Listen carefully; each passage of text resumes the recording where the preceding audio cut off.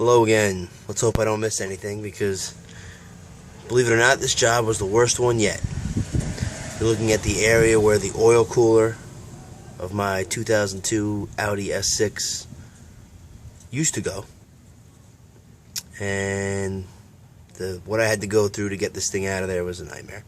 Thank God the guys in the forum at least give you some headers on what you're about to go through, because if I were to do this without any instructions, I would still be doing it. So here you got the area where the pipe, that's where the pipe goes, that deteriorates. Of course, it was broken inside. I didn't have any piece of hardware like recommended to screw into the remnants of the plastic, so I ended up just using a pick, which I would be careful using because looks like it's an aluminum surface, and with the steel pick you might scratch it, the O-rings. So I was very careful. I'm happy with the way it came out. Here you have what's left of what I didn't take out. The engine mount I removed. Here's my belt hanging. What else used to go here? There's a lot in here. They just jammed stuff in here. I'll show you the picture of it later, of all the stuff that was taken out. But these top bolts here, bing, bang, and boom. Maybe that's the boom. There's another one over here. Here, maybe it goes through here. All three of those were nightmares. This one shouldn't have been. The one that is over here. These two, you could get them with swivels if you're brave, but I wouldn't recommend it.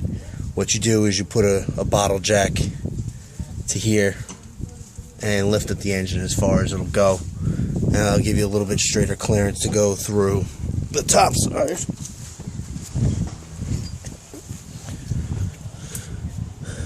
Through here. So you remove the air cleaner. I removed some of these pipes over here. You're able to go in through here, just over this, with minimum bends. I think I did it straight on most of them. Oh, this one I did with the bends. The one up front here, I cut my Allen, my extended reach Allen, to the correct length, and then I had the socket wrench come down like this, because this is where the alternator goes, and right along here I cut it to the right length so that I could put it in here with a cheater bar, and I cracked it off that way. That was a piece of cake. But I would not recommend trying to get this off if you don't have a good setup on your Allens. I did. Yeah, I'll show you. These are the two Allens that are accessible very easily. Nice deep socket heads. And if you look at these four, these are the ones that are on top, which are not accessible, which are not deep.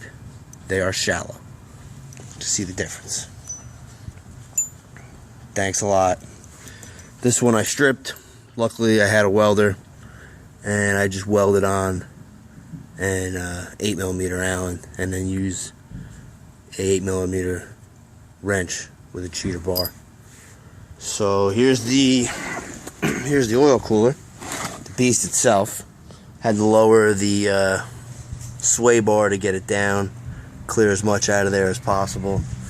I was spraying this out with ether, and I thought I had it pretty clean, and then I noticed that there was still green ether coming out, so I figured, what's the green ether from? The green was coming out of the oil side. So it's got this one oil seal here that's green, and I figured that the ether was breaking down that oil seal, so luckily I got the kit from ECS Tuning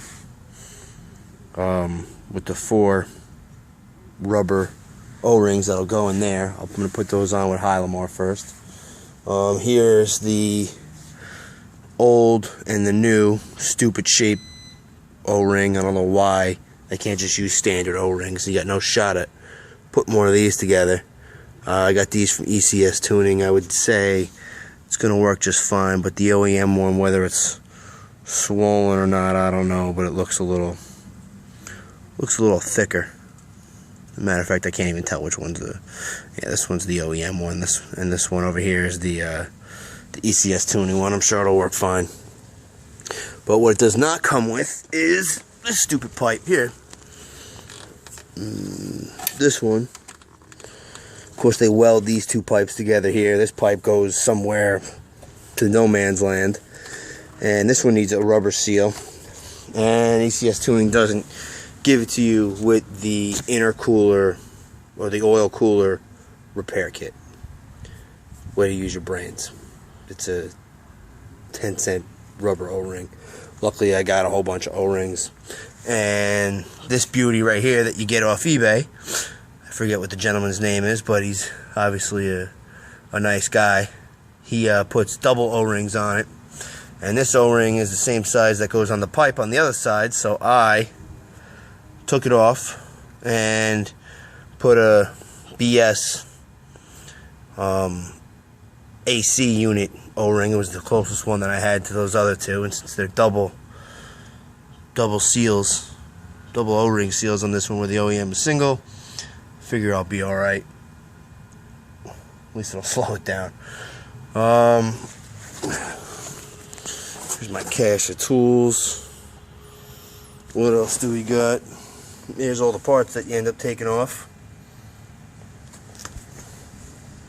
The hoses got 150,000 miles on them. That's what pretty much I have 160,000 miles on the car, so 160,000 miles on the hoses.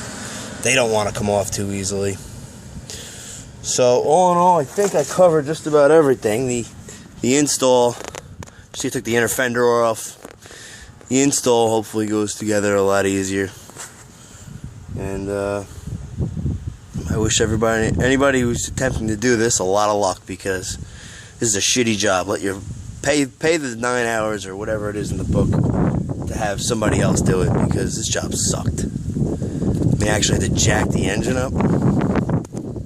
It disgusts me how Audi designed this car with no serviceability. And this is an engine that's been used for probably a decade before this with the same oil cooler pipe. Somebody should be shot at Audi. Whoever's running that company is just trying to get money out of you for service. They kill me. Great cars to drive, horrible cars to work on. I wish you luck, my friends. I'm gonna keep posting these. I don't know whether they scare you or help you. But if you're in the middle of a job, I'm hoping I help you. I swear, if you're at the beginning of a job, I really hope that I scare you, because this is not one that is fun to do. Good luck.